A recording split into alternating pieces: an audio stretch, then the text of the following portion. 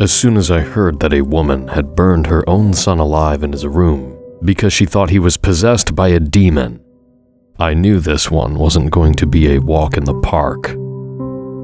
My heart is in shambles upon hearing that, but it's actually something I've had the misfortune of growing used to hearing by now.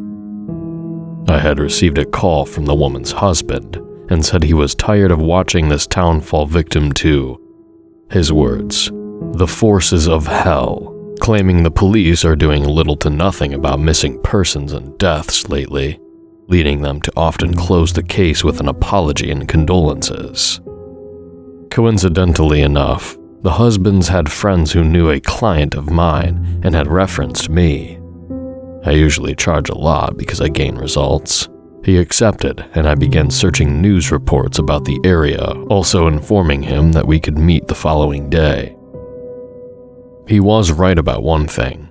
The police weren't doing much of anything in this town. The forces of hell thing was yet to be determined. But reading through the most recent crime reports I found in the rather desolate public records building further proved that what he said was true. And this is how I found out about a town in Florida that I'll never visit again. I won't be giving you my name because it's not important anymore, but I did work as a private eye and have been doing so for going on 7 years. But after this one, I think I'm done. I usually don't investigate normal cases, you see. I take various cases depending. These aren't the only ones, though. I will take up the cases that detectives and police will just stick to keeping closed. The ones they don't dare speak about to their families, because it haunts them at night. I guess you could say I'm not wired like most people. I yearn for the unknown. Solving a whodunit over the years gave me that satisfaction of keeping the streets clean one bad guy at a time. But sometimes it's just not enough for me. And new killers are seemingly created every day. I'm only one guy, but I'll collaborate if something is out of my reach, even with the stranger things. Upon my time under the badge, I've come to see things in a different way. When you've had to witness corpse after corpse left behind in a serial killer's wake with a firm belief that God intended it to be that way, you can get a little depressed and even angry. I've been in interviews with madmen that explained they've tasted the flesh of an angel, and it showed them the truth about heaven and death. How do people truly get this sick, you ask? Well, it's easy. Trauma, guilt, sadness, anger. The list goes on. You get used to the yammering and the clinging to a logical or spiritual reason behind their insidious intent. But what about the people who cling to the belief that they are being told that their actions are just by some higher power, but that higher power is actually real? They could be schizophrenic, suffering a psychotic break, but in some cases, it's more than meets the eye. I've come across a case where a 26-year-old male was convinced that their coworker was some kind of antichrist, causing them to start a YouTube channel explaining all the details when no one believed him. He explained there were more people like him out there, trying to prove his belief. Until finally, one day, he buys a gun from the local arms dealer and blows the innocent man's brains out after work in the parking lot. Don't bother looking for the channel. My morbid curiosity won me over, but I couldn't find it. Sure, it does sound like a nut job. And the thing is, you won't hear about these things on the news sometimes. You won't know who any of these people are unless you may know somebody or were there. What police won't tell you is that the man that was killed had just gotten back from a retreat in the mountains not close to home, and something came back with him. The group the man was involved with is apparently still being investigated after their country's police force had found and reported back to the States several decomposing bodies in recently dug up graves in a large open field near their compound, the group church building housing a rather peculiar-looking shrine and human remains caked to the supposed statue of the deity. That case is still ongoing because the supposed cult leader in question was said to show unprecedented strength and abilities unknown to the agents that went in to detain him, and subsequently failed. I've heard the FBI opened an investigation with some kind of government task force agency. Believe what you want, but you won't hear about this kind of thing anywhere else, I'm sure. Yeah, I've come across some interesting things in this line of work. That's just one of them. I would normally share more and tell you to even look me up anytime and get in contact if you are experiencing something unexplainable. But after some of the more recent events, I've decided I had to go under the radar. It's important that you understand I take my job seriously, but besides that, value my life a little more. I suppose I am posting this here because there is a genuine fear I have grown for this place in Florida as the days roll by through my investigation. It's not just the case itself. There's an air here that fills me with the sense that I'm being observed from unseen eyes constantly. Needless to say, however, I had to see what I could do about it. It's not every day you get a call like that. The meeting went fine, and the husband had his head mostly down. The man explained he used to be involved with town committees and crime watches, but he didn't say any more on that and left the building after our meeting was finished. Before the thought of getting a room somewhere had crossed my mind, I looked over a map of the town once more to see what exactly I was getting into. Now, typically, I work in more urban areas and deal with city folk and the like.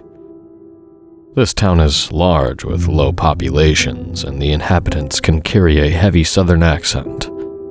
The sticks is where I was, and I wasn't used to that.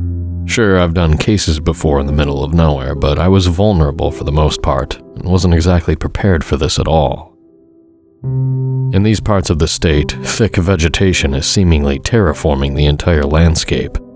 The sounds of crickets, frogs, and wildlife are always present, even during the day, and distant hums of swamps are guttural. Long dirt roads snake off in various directions with acres of space bought out by homeowners and settlers. If you had lived there, your neighbors were most likely a good half a mile away at most. If I were investigating a murder there, I would yield dead ends most of the time and people would likely get away with it. Oftentimes, people would be found overdosed on some substance or prescription drugs in a ditch or in some abandoned farmhouse decaying alone. In some cases, those overdoses are actually quite literally murder victims. I mean, corpses can be found without relation to drugs, but this state is a black hole of general filth and depravity. All of these and more eventually lead to more events of misfortune and utter chaos. Those bodies are indeed left behind by some prowler of the dark, both human and not. Local legends of hauntings and cryptids are also told by natives in a lot of southern states if you don't pay attention, not only to inform or scare, but to warn any people who might get curious about what may be in those woods behind their friend's house, or what trail leads to what mystery, etc. Despite these things, above all else, we'll tell a story that you should listen to anyway. During my investigation, I visited the home to take it all in. The house was half burned. Being quite a distance away, the neighbors called 911 after the first sighting of the raging fire from their window. I couldn't imagine the feeling of being the husband, as he was working a night shift that evening and had just recently received a raise due to his standing in the company. To give you an idea of what I am capable of, I've got directional mics, sonar, thermals, metal detectors, drones, a couple of creepy surveillance vans, laptops and hardware that cost me a fortune. You name it. I'll make sure I do a better job than the detective who won't look for anything out of the ordinary. But I also have tech that can aid my more different agendas. The town I went to that involved the burning was the one time I ever questioned if I should just quit and sell all of my gadgets to a pawn shop or somewhere on the dark web. Hey, what do you want from me? I have to sometimes reach out to other sources to acquire anything to help me with what I do. I will not be disclosing the main location or name of this place to you, but it is in Florida. I am sorry, but I don't want any more people hurt, thinking they can be a hero, or much, much worse. Don't ever think about looking for this town. Never in my life had I seen someone so frigid and scared when I went to interview that woman at the town's tiny police station just off the highway. She was still in processing, and the cops let me do whatever I wanted, basically. They said she was most likely getting the max penalty no matter what, because the coroner knew the judge personally and had already made that pretty clear once they found the body, which was still under investigation. I can't say I don't disagree. The act of doing such a thing to their own son was incredibly vile. The husband explained they were religious and went to church every Sunday, so he doesn't understand what his wife could have been thinking. Besides this, they seemed to be a normal, conforming family with little problems. She didn't have any drugs in her system, and the husband claimed that the boy was rebelling against them since he just turned 16 at the time with a new girlfriend. I went to his school about 8 miles away to do some more digging. The boy was an honor roll student and had a love for football. I was told he would often stay out late sometimes, smelling like booze upon coming home. Still, that should have never been any reason to torch their only son alive. I had my tape recorder handy for her interview. I couldn't get many words out of the woman, save for a few screams and shouts. She would often repeat, "God shouldn't allow this. Fight fire with fire. He had to be cleansed. I had no choice. That wasn't my son." Over and over, in short bursts. She would stare up and just wail in total sorrow and pain, giving off the impression that she didn't want to burn her only son alive. Some officers said they felt the same way but didn't know what to do about it. Apparently, this wasn't the only case where a child or family member was acting out of the ordinary. I didn't get too many details on it, but priests have been hired before. The closest church is very busy, they explained.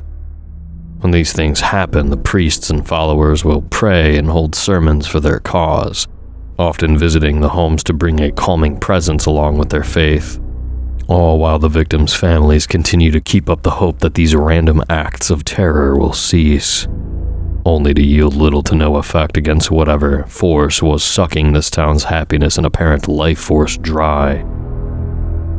The police chief, upon my interview, spoke of these inexplicable things that happen here, especially involving a corpse.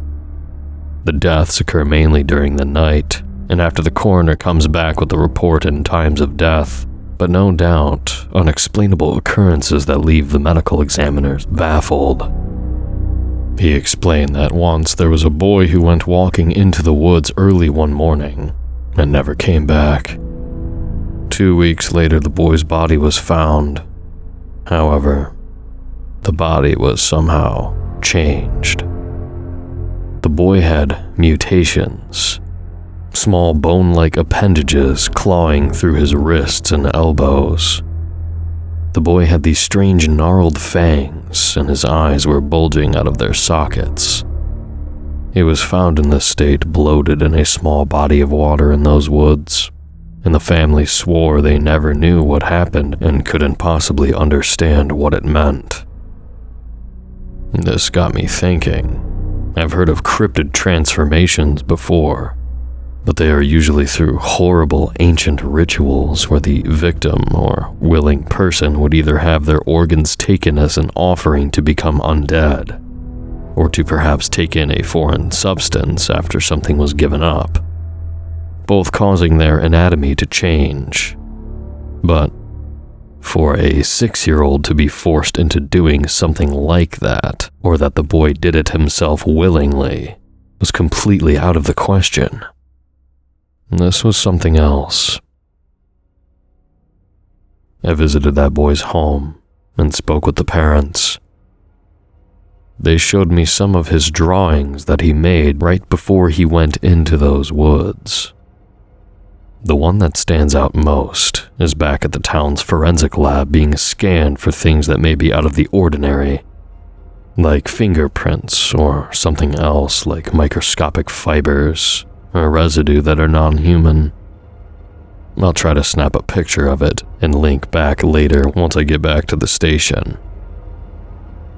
But let me tell you, the amount of limbs this thing had, I don't think that child could have came up with it on his own.